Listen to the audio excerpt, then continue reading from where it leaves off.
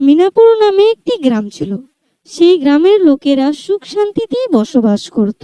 ওখান থেকে একজন ছিল রামু। সে কিনা সবে সবে পড়াশোনা কমপ্লিট করেছে। সে কোনো কাজ না পাওয়ার জন্য গ্রামের ক্ষেতে কাজ করত।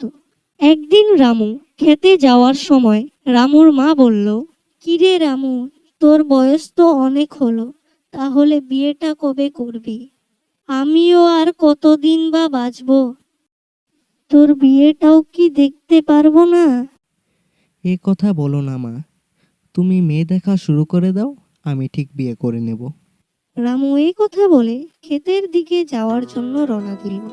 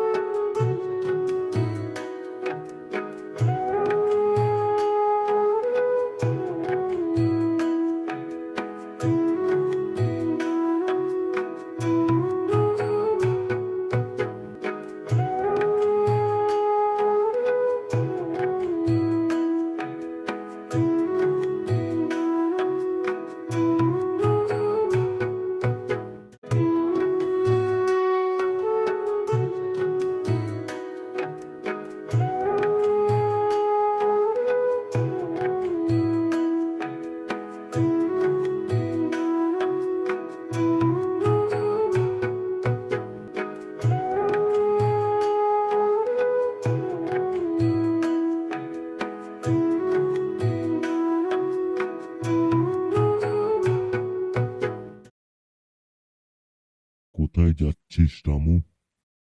আরে ক্ষেতের দিকে যাচ্ছি। রামু যখন খেতে পৌঁছে গিয়েছিল, হঠাৎ সে আগে দেখে আশ্চর্য হয়ে গেল।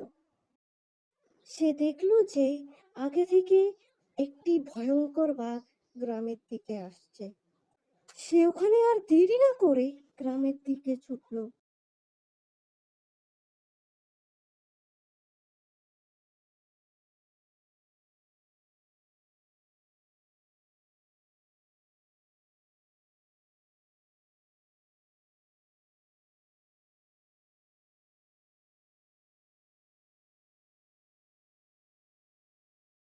সে গ্রামে এসে সবাইকে বাঘের কথা বলতে থাকে, আর সবাই যার যার মতন ঘরে ঢুকে ভিতর দিয়ে তালা মেরে রেখে দেয়। আর রামু ওখানেও বেশি দেরি না করে নিজের ঘরের দিকে চলল।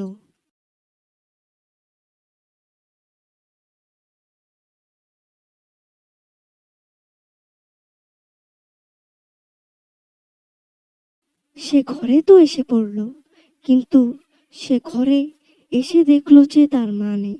সে বলল, ও, আমি তো সকালে মাকে মেয়ে দেখার জন্য বলেছিলাম।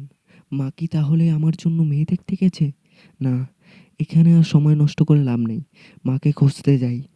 রামু এই কথা বলে মাকে খোঁজার জন্য বেরিয়ে পড়ল। কোথায় গিয়েছে মা, কোথায় আর খুঁজি, মাকে আর পাচ্ছি না। মা, ও মা! সে কিছুক্ষণ খুঁজতে খুঁজতে তার মাকে পেয়ে যায়। কোথায় গিয়েছিলে মা? আমি তোমাকে কতক্ষণ ধরে খুঁজছি। কেন, কি হয়েছে? আমাদের গ্রামে বাঘ এসেছে, চলো এখান থেকে তাড়াতাড়ি। তারা এই কথা বলে বাড়ির দিকে ছুটল। তারা দেখতে দেখতে বাড়ি পৌঁছে গেল, আর ভিতর দিয়ে তালা মেরে রেখে দিল বাঘের ভয়ে। দেখতে দেখতে অনেকদিন কেটে গেল, আর বাঘ গ্রামে কেউকে না পাওয়ার জন্য নিজের জঙ্গলের দিকে ফিরে গেল।